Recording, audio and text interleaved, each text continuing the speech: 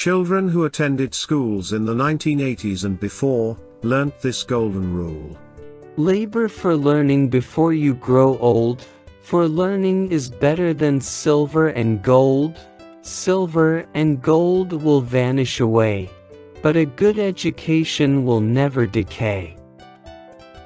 Any discussion with students and teachers of this time will inform of the premium regards learning and teachers had. By the 1990s, premier teacher training institutions like Jamaica Teachers College had tens of hundreds of teachers in training.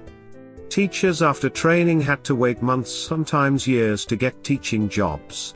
Since then, teachers in training have dropped significantly. In some years, some of these teachers training institutions have a maximum of 5 teachers in training in some faculties.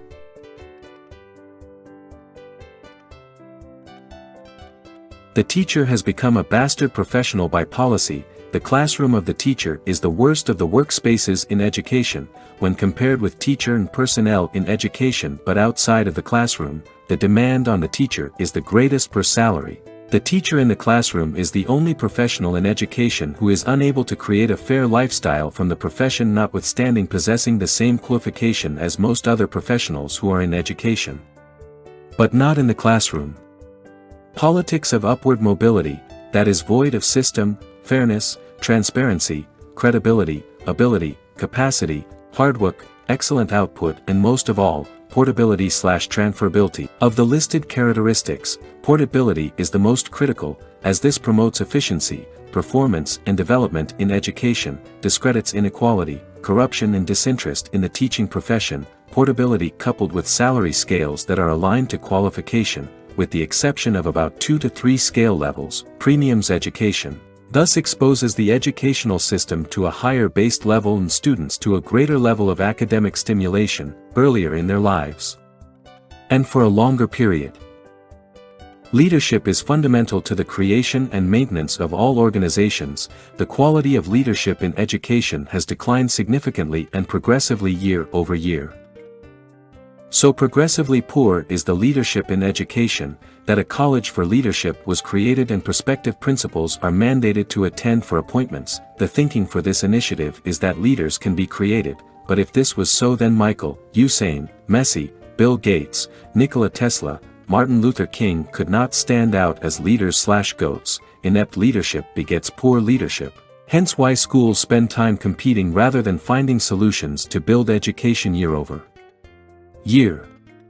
Leadership has been replaced by power. Education and its facilities are now sources of funds for people and organizations who control power, from the parliament through the churches, who reserve school leaderships and senior positions in school for their members, to principals who use promotions and appointments to use and abuse teachers to their pleasure, with no regard for the students who are underserved. Consequentially, the ability to conceptualize solutions is elusive in the leadership realm. Accordingly, blame is attributed, left, right, and center.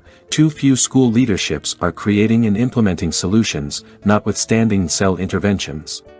With money and power being of premier importance, education just being another consequence of the play, corruption takes pride of place. Corrupt hiring and appointments create the perfect environments for the lack of accountability in leadership. The teacher is then unduly put to the sword, and corruption breeds corruption. Students' performances are then used to measure teachers. The unwritten policy of win at all cost is then invoked. Students are consequentially programmed for examination over education. Parents are required to do homeworks for students to get and sustain high grades. Evening, night, weekends and holiday classes become learning periods at a horrendous cost to parents. Assessments are compromised to attain high grades. Students' termly and annual report cards are fabricated to embellish students' performances and award ceremonies. Exit examinations test items are hotly sought after to prep students, as a way to ensure passing and higher examination.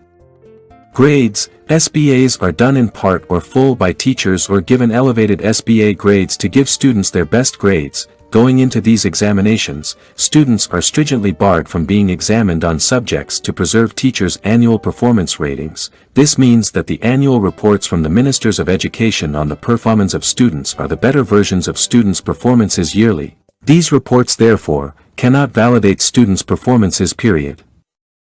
Would not this charade be realized by these school leaders?